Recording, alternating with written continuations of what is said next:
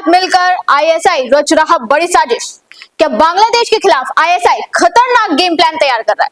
क्या यूनिस राज्य में आईएसआई को मिल रहा बढ़ावा? ये तमाम सवाल इस वक्त जमकर गूंज रहे हैं, जिससे राष्ट्रीय और अंतर्राष्ट्रीय स्तर पर हलचल तेज हो गई है। तो आखिर ये सवाल क्यों उठ रहे हैं, चलिए बताते हैं। नमस्कार, मैं निकिता रस्तोगी, आप देख रहे हैं डीएन पे इंडिया। दरअसल बांग्लादेश की पूर्व सत्ताधारी पार्टी अवामी लीग के वरिष्ठ नेता और पार्टी के संयुक्त सचिव बहाउद्दीन नजीम ने एक चौंकाने वाला खुलासा किया, जिससे सारे सवाल उठने लगे।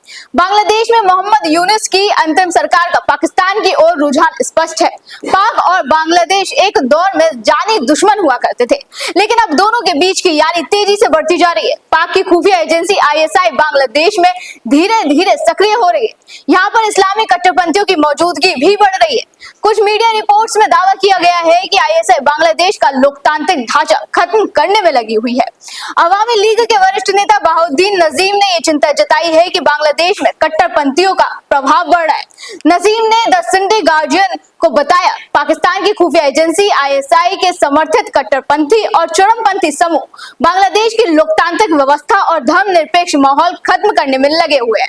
नसीम ने दावा किया कि 5 अगस्त की घटना जब शेख हसीना की सरकार गिरी थी, उसके बाद जिहादियों और कट्टरपंथियों को मुख्य धारा में लौटाने का मौका मिल गया है। नसीम ने यह तक कह दिया कि आईएसआई बांग्लादेश में पर्दे के पीछे से खेल कर रही है और ये देश में इस्लामी कट्टरपंथियों को आसरा देने का काम कर रही है। साथ ही बताया कि पाकिस्तान से बड़ी मात्रा में सामान बांग्लादेश आ रहा है। उनका दावा है कि 1971 में पाकिस्तान की हार हुई, जिसका अब आईएसआई बदला लेना चाहता है। आईएसआई जिहादियों के साथ बांग्लादेश की सरकार में घुसपैठ कर रहा है। बता दें, 1971 में पाकिस्तान और बांग्लादेश का बंटवारा हुआ था। इस बंटवारे के बाद बांग्लादेश एक आजाद देश बना। इस घटना को बांग्लादेश में मुक्ति संग्राम के नाम से भी जाना जाता है।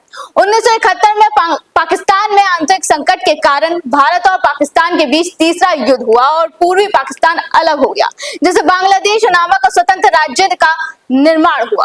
वहीं पूर्वी पाकिस्तान के लोगों का पाकिस्तान से अलग होने का मकसद पाकिस्तानी सेना के अत्याचारों और दमन से आजादी हासिल करना भी था।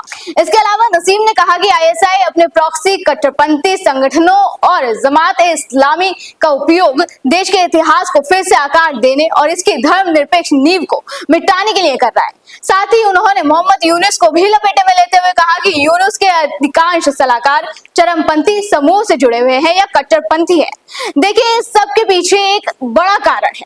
पाकिस्तान अब बांग्लादेश को अपने नजदीक लाने और भारत के खिलाफ इसका इस्तेमाल करने की फिराक में है। आईएसआई प्रमुख लेफ्टिनेंट जनरल असीम मलिक की हालिया बांग्लादेश यात्रा ने इस मामले को और स्पष्ट किया है, जिससे सवाल उठ रहा है कि पाकिस्तान का असली उद्देश्य क्या है। बांग्लादेश में पाकिस्तान के संभावित रणनीतिक उद्देश्य को लेकर एक चर्चा चल रही है, जिसे प्लान 6 कहा जा रहा है। पाकिस्तान का इरादा बांग्लादेश के उन क्षेत्रों में अपनी मौजूदगी बढ़ाने का है जो बंगाल की खाड़ी के पास स्थित है, जैसे कि कॉक्स बाजार, उखिया, टेकनाफ, सिलहट, मौलवी बाजार, हबीगंज और शेरपुर। इन इलाकों में पाकिस्तान की मौजूदगी 1971 से पहले थी और यहां से पाकिस्तान भारत के उत्तर पूर्वी राज्यों में सक्रिय उग्रवादी समूह को मदद पहुंचाता था।